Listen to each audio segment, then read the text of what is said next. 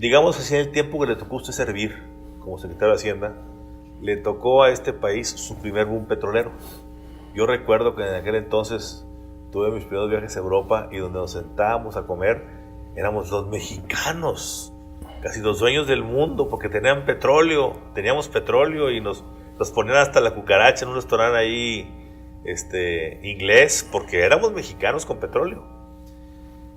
Lo que se vivió en el sexenio de José López Portillo, con ese boom petrolero, y que a usted le tocó tener esa experiencia, versus lo que se vivió en los últimos 2 sexenios, en el de Vicente Fox y el de Felipe Calderón, no tiene punto de comparación. Estamos hablando casi de 10-1 los ingresos que se tuvieron vis a vis.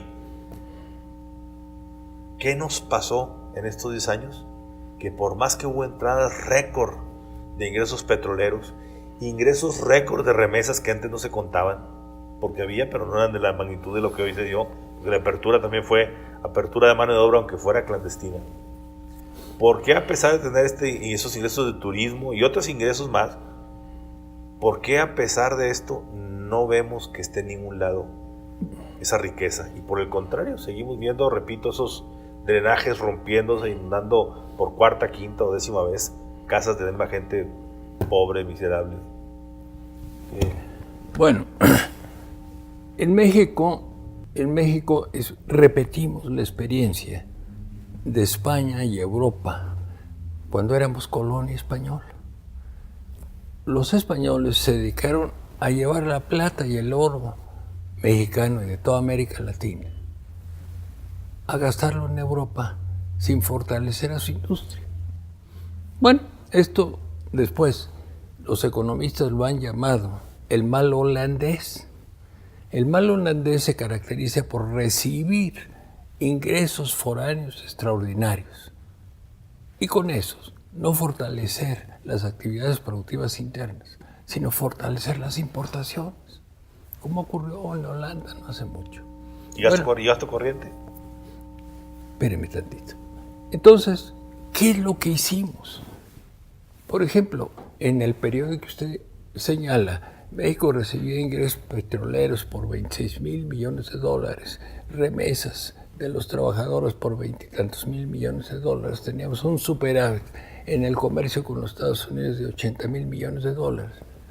Y todo eso se fue.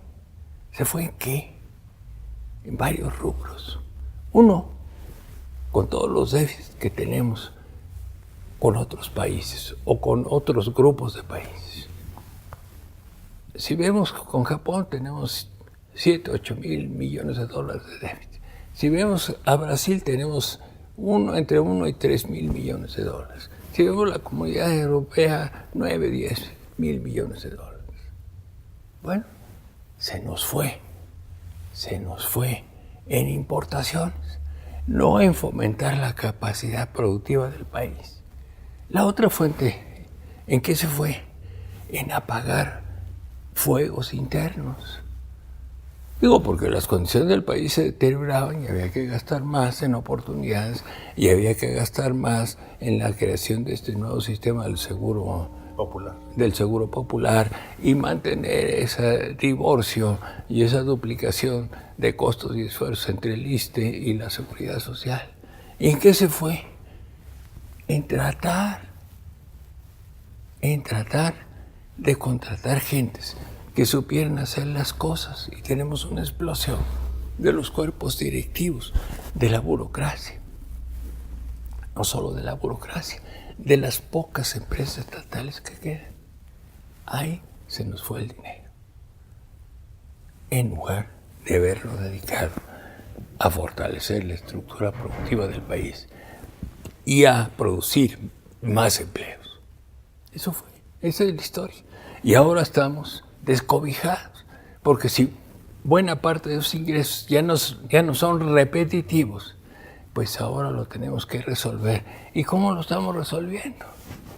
Con desempleo interno, con carestía, con errores gravísimos en la política contracíclica del país.